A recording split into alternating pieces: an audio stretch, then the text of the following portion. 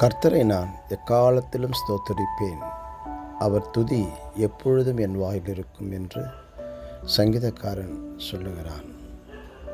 பிரியமானவர்களே, ஒரு கடினமான சூழ்நிலையிலே இந்த சங்கீதத்தை எழுதிய தாவீது கர்த்தரை நான் எக்காலத்திலும் ஸ்தோத்தரிப்பேன் என்று சொல்லுகிறான்.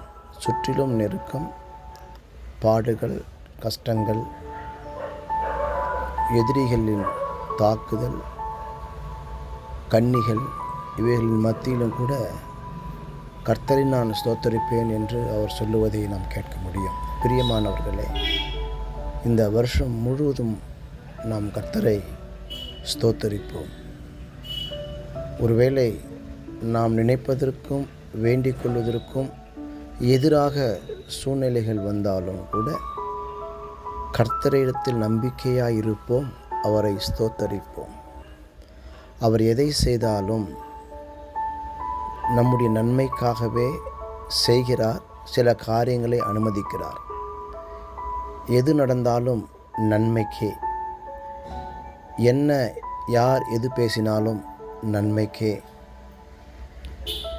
அநேக காரியங்களில் நாம் உணர்ச்சி வசப்பட்டு தன்னிலை இழந்து போகிறோம். ஈகோ தலை தூக்குகிறது. விட்டு கொடுக்க முடியாத சூழ்நிலைகள் உருவாகிறது.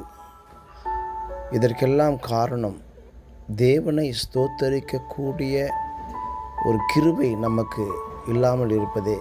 தேவனிடத்தில் அந்த கிருபையை பெற்றுக்கொள்வோம்.